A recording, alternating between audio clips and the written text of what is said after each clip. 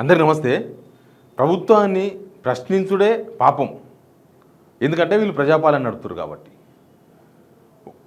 Journalist అడగొద్దు, ప్రతిపక్ష వాళ్ళు అడగొద్దు, సామాన్యుడు అడగొద్దు. లాస్ట్కి ఒక సామాన్యుడు కూడా కనీసం మాట్లాడొద్దు అనమాట. ఇంకా మనం బీహారు, యూపీ, ఇంకా లేకపోతే ఇంక అవతలకి ఎక్కడన్నా పోదాం. ఎందుకంటే నిన్న ఓ మంత్రి అడ్లూరు లక్ష్మణ్, తర్వాత జగిత్యాల ఎమ్మెల్యే సంజయ్ వాళ్ళు పెట్రోల్ ఛార్జీల మీద ధర్నా చేస్తుంటే అడిగెళ్ళి ఒక ఆర్టీసీ డ్రైవర్ బస్సు నడుపుకుంటూ పోతుంటే ముందు ఆ వడ్లు కొనండి అని అడిగిండి ఆయన.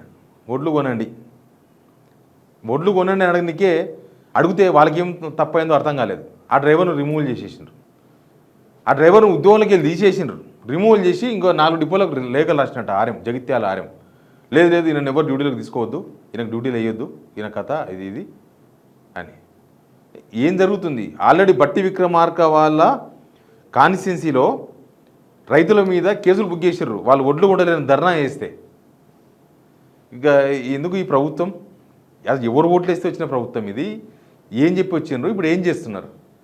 ముందు సబ్స్క్రైబ్ చేయండి, షేర్ కూడా చేయండి. ఈయన పేరు అశోక్, ఈయన జగిత్యాల డిపోలో డ్రైవర్ అంట. రిమూవల్ చేస్తున్నారు. ఈయనే మాట్లాడండి. నేను ఆడ సైడ్గా ఆగినా మా ఊరు ఆయన ఉన్నట్టు మాట్లాడుతున్నాను. ఆయన కొంచెం క్యాజువల్గా మాట్లాడినా ఏం చేస్తుంటారు అని నేను అడిగితే ఇక డీజిల్ రేటు, డీజిల్ పెట్రోల్ గురించి మాట్లాడుతున్నాం అంటే గది గురించి ఆలోచి అడ్డుమక్కల గురించి మాట్లాడుతున్నారని చెప్పేసి చెప్పిన. అంతే తప్ప డ్రైవింగ్లో ఆగిన బండి ఆగిన డ్రైవింగ్లో ఉన్నా కానీ బండి పక్కన ఆపిన అదే వాళ్ళు మధ్యగా ప్యాకెట్ తీసుకుని తీసుకున్న తర్వాత ఏం చేస్తున్నారు అని అడిగి అట్లా డీజిల్ గురించి పెట్రోల్ గురించి ధర్నా చెప్పినాం. అంటే దాని గురించి కాదు, అడ్డు మక్కలు రైతులు కాదు పరిచయం అయిపోయింది. ఆయన ఏమంటున్నాడు? ఆర్టీసీ డ్రైవర్ అశోక్ ఏమంటున్నాడు? నేను అక్కడి నుంచి పోతున్నా, ఆడ ధర్నా నడుస్తుంది, ఆడ మా ఊరైన కనిపించిండు, ఆయన కూడా ధర్నాలో ఉన్నాడు. ముందు వడ్ల గురించి చేయి, నేను వడ్ల సమస్య చూస్తున్నా, నాతో చాలామంది మాట్లాడుతున్నారు అని చెప్తున్నాడు.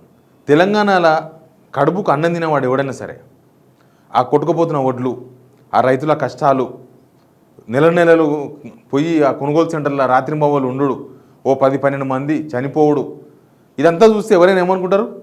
అరే పాపం అనబడదా?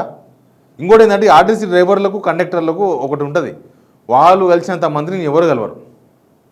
వాళ్ళు పొలిటీషియన్లు, ఎమ్మెల్యేలు కలవరు అంతమందిని. కానీ వీళ్ళు మాత్రం ఎక్కేతోళ్ళు దిగితోళ్ళు మొత్తం అందరితో మాట్లాడతారు. వాళ్ళ బాధలు వింటారు, వాళ్ళ సాధక బాధలు వింటారు, వాళ్ళకు సజెషన్ చేస్తారు అవసరమైతే. ఆర్టీసీ వాళ్ళు ఎక్కువ ప్రభుత్వం మీద, ప్రభుత్వ పనితీరేందో ఆర్టీసీ డ్రైవర్లు, కండక్టర్ వాళ్ళు చెప్తారు జనాలకు మొత్తం. ఈయన కూడా అదే అంటున్నాడు. అరే బాధ అనిపించి మాట్లాడినా, బాధ అనిపించి నిన్న మాట్లాడాడు. ఇంకో అది కూడా వినండి.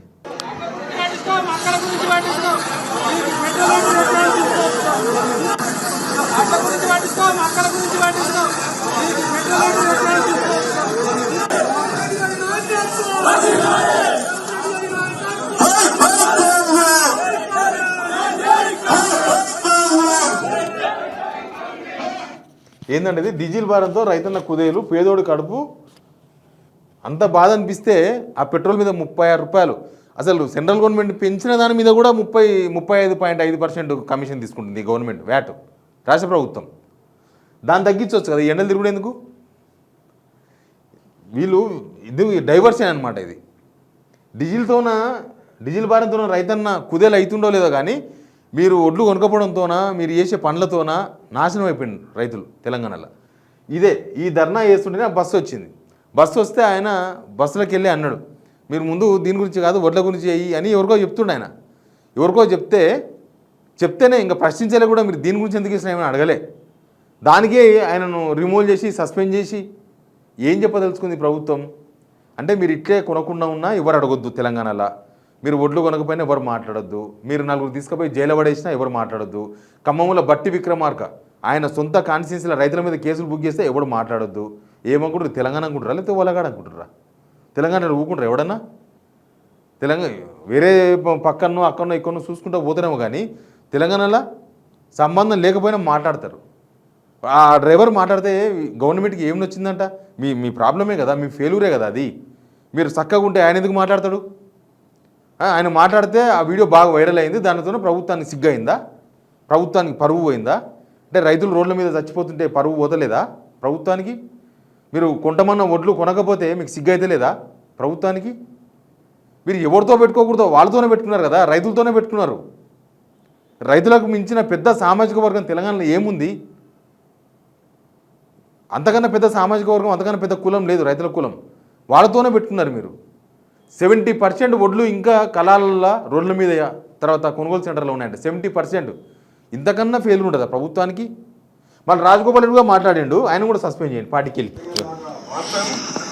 ప్రభుత్వం తరఫున నేను క్షమాపణ కూడా చెప్తున్నాను. ఎందుకంటే మనం అనుకున్న దానికంటే డబల్ 3 రెట్లు ఎక్కువ వచ్చింది. రైతులకు ఇబ్బంది అయింది. కళ్ళాలలో 15 రోజుల నుంచి రైతులు ఇబ్బంది పడుతున్నారు. ఆ మాట వాస్తవం. అంటే మేము కూడా చింతిస్తున్నాం అందరం. డెఫినెట్గా రైతుల కోసం ఈ ప్రభుత్వం ఎప్పుడు కూడా. అర్థమైందా? మరి రాజగోపాల్ రెడ్డి కూడా అంటున్నాడు మీరు కొంటలేము, నిజమే, చింతిస్తున్నాం అంటే మేము కూడా బాధపడుతున్నాం. ఒక ఎమ్మెల్యేకు ఉన్న బాధ ముఖ్యమంత్రికి లేదా?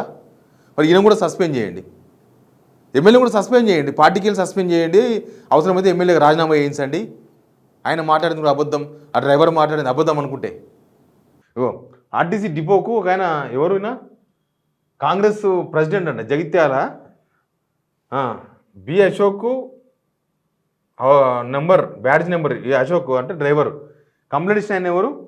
కంప్లైంట్ ఇచ్చిన ఆయన లక్ష్మణ్ అంట, శ్రీకే లక్ష్మణ్, మండల్ ప్రెసిడెంట్ కాంగ్రెస్ పార్టీ ధర్మపురి. ఈయనంట, ఈయన కంప్లైంట్ ఇచ్చారంట. కంప్లైంట్ ఇప్పించిండు ఈయనతోన. ఈయన కూడా తెలిసి ఉంటుంది రైతుల కష్టాలు అటుకెళ్ళి జగిత్యాల మస్తున్నాయి. కానీ ఈ వీళ్ళే గవర్నమెంట్ అక్కడ ఉంటారు కదా, లక్ష్మణో ఎవరు మినిస్టర్ లక్ష్మణో సంజయో, ఈయనతోన ఒక కంప్లైంట్ ఇప్పించి ఆ డ్రైవర్ రిమూవల్ చేశారు. ఆయన ఏమొచ్చి మీడియాతోనే మాట్లాడలే కదా, ఆ డ్రైవర్ వచ్చి వాళ్ళు ఊరలో ఎవరో ఉంటే ఆయనతో చెప్తున్నాడు ఇది కాదు ధర్నా దానికోసం చేయమని. తప్పేమున్నది? ఈడ వీళ్ళ నిరంకుశత్వం, ఈ ప్రభుత్వ నిరంకుశత్వం. అంటే మాట్లాడుతోడు మాట్లాడొద్దు, అడిగేతోడు అడగొద్దు, ప్రశ్నించేతోడు ప్రశ్నించొద్దు, మా బుద్ధి ఉన్నట్టు రాజ్యం వెళ్తాం. ఇలా జాగిరా ఏమన్నా తెలంగాణ తెచ్చిర్రా వీళ్ళు? తెలంగాణ తెచ్చిన వాళ్ళ వీళ్ళు ఏమన్నా కాంగ్రెస్ వాళ్ళు? పోనీ తెలంగాణ ఉద్యమంలో పాల్గొనాలా? పోనీ వీళ్ళు ఏమన్నా బాధ్యత ఉన్నది వీళ్ళకి తెలంగాణ మీద? బాధ్యత లేనోడు ముఖ్యమంత్రి అయితే, బాధ్యత లేని ప్రభుత్వం వస్తే ఒక రాష్ట్రంలో ఎంత విధ్వంసం కావాలో తెలంగాణలో అంత విధ్వంసం జరుగుతుంది. ఇప్పుడు అన్ని రకాల విధ్వంసం, ఏ రంగమైనా తీసుకోండి, ఒక రంగం 2 రంగాలు కాదు.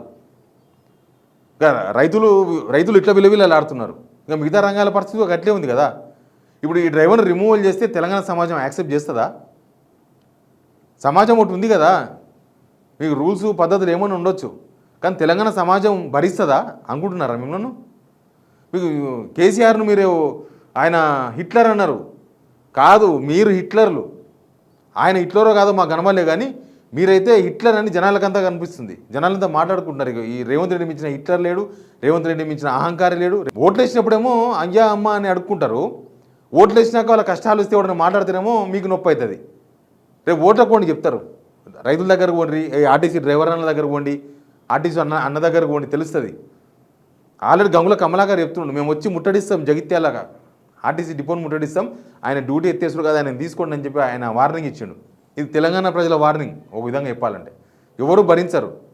ఆయన ఏమన్నా బూతులు మాట్లాడిండా, లేకపోతే ఆయన ఏమన్నా ముఖ్యమంత్రిని ఒక మాట అన్నాడా? ఏం మాట్లాడలే కదా. ఇవి జనాలంతా బూతులు మాట్లాడుతున్నారు, అవి వినసొంపుగానే ఉన్నాయి మీకు. కానీ మీ పనిని గుర్తు చేస్తే మీకు తప్పైపోయింది. మీరు ఫస్ట్ దాని గురించి ఆడ ఎవరో ధర్నా ఏమని చెప్పిర్రు, మీరు చేస్తున్న ఈ డీజిలు దాని మీద ధర్నా కన్నా అసలు మీ ఎమ్మెల్యేలు ఎవరన్నా ప్రజల తరపున మేము ఉన్నాం, ప్రజలకు మేము ఉన్నాం, ప్రజలకు మాకు ఓట్లు వేయాలి, నెక్స్ట్ గవర్నమెంట్ ఏమన్నా పాడైపోయినాకుంటే వాళ్ళు పోయి ఈ డీజిల్కి తీసేసి ఈ రైతుల ఒళ్ళు కొనాలని ధర్నా చేయాలి. నిజంగా దానికోసం ధర్నా చేయాలి. ఎమ్మెల్యేలు ధర్నా చేస్తానన్న ప్రభుత్వానికి ఏమన్నా బుద్ధి వస్తుందేమో తెలియదు. ఎందుకంటే ఆల్రెడీ వీళ్ళు కళాల్లోకి పోతున్నారు, మాట్లాడుతున్నారు, చూస్తున్నారు, పేపర్లు రిపోర్ట్ చేస్తున్నాయి, కొన్ని పేపర్లు కొన్ని మీడియాలు చూపిస్తున్నాయి వాళ్ళ కష్టాలను. సోషల్ మీడియా అయితే మొత్తం ప్రదర్శిస్తూనే ఉంది గవర్నమెంట్ ఫెయిల్యూర్ను. అయినా సరే మీకు చీమ కుట్టినట్లేదు. ఒక డ్రైవర్ మాట్లాడితే మాత్రం మీకు అదైందా?